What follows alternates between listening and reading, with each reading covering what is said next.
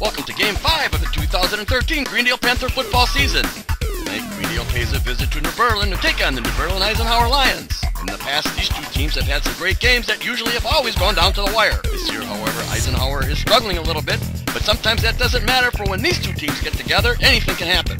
Greendale is coming in tonight at 5-0, while Eisenhower is coming in at 1-3. New Berlin would be kicking first to start the game. After the return, the Panthers would be starting from their 9-yard line after a blocking in the back penalty was assessed. Greendale immediately went to work doing what they do best in mixing the run with the pass. 7 plays later, quarterback Josh Ringelberg saw one of his weapons in Cody Metz behind an Eisenhower defender and threw him the ball, of which he would scamper 72 yards for the score. Mr. Automatic Frankie Rakowski would make the extra point, making the score 7-0 with 9:37 left in the first quarter of play. The Lions would be forced to start their next drive from the 20 as Rakowski kicked it into the end zone. 3 plays later, Panther defensive back Brandon Cook would get his 5th interception of the season and returned it to the Lions' 10.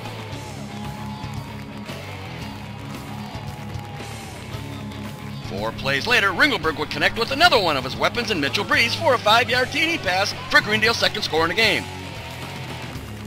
Rakowski split the uprights, making the score 14-0 with 6:15 left in the first. After another end zone kick, Ike would start from their 20.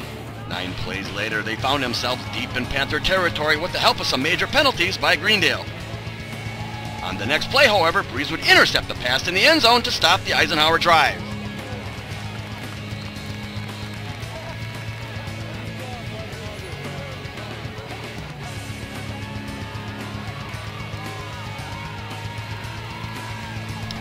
It would only take 7 plays for Greendale to reach the end zone again as running back Jake Zawicki carried it in from 8 yards out, capping off an 80-yard drive.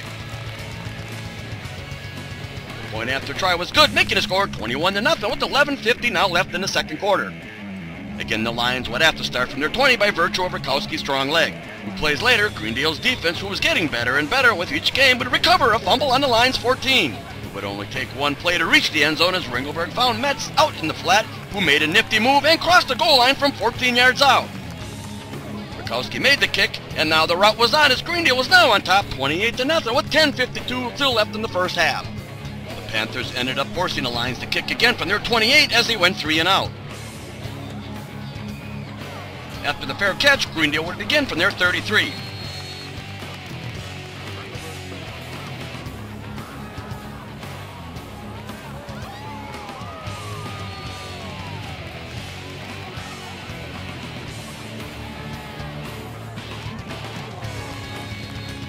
This time they ended up turning the ball over on downs after 10 plays on Eisenhower's 16.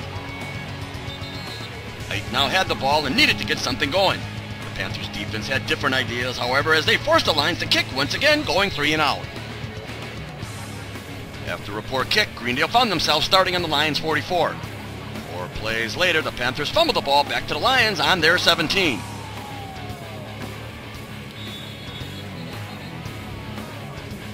Again, the overwhelming Panther defense forced another 3 and out, making the Lions kick from their own end zone. After the kick, Ringelberg would lead his lethal killing machine back out onto the field and start from their 49.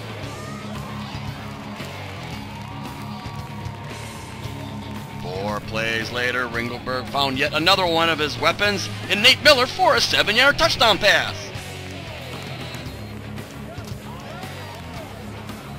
The point after try was good, and Greendale was now up 35-0 with 33 seconds left in the first half.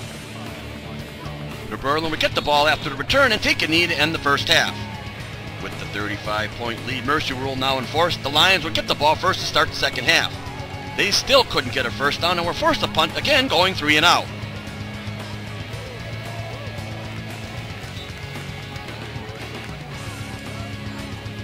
After another poor kick, Greendale took over on Eisenhower's 40.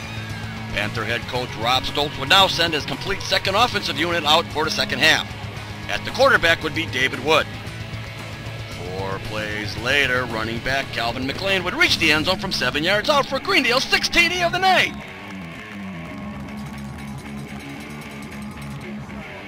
Rakowski made the kick, making the score 42-0 with 6:37 left in the third quarter. This time the Lions were able to put 5 plays together, but they eventually were forced to punt back to the Panthers. With 2:10 left on the clock, Greendale would begin from their 36. They put 11-play drive together, taking the ball all the way to the Lions 16 before turning the ball over on downs back to Ike. When it rains, it pours, for on the very first play, the snap was high and the quarterback couldn't find the handle, resulting in a fumble of which Greendale's Chris Phillips would recover on Ike's 4. This time, Ike's defense stiffened up, preventing the Panthers from reaching the end zone, so New Berlin would take over on downs on their 8.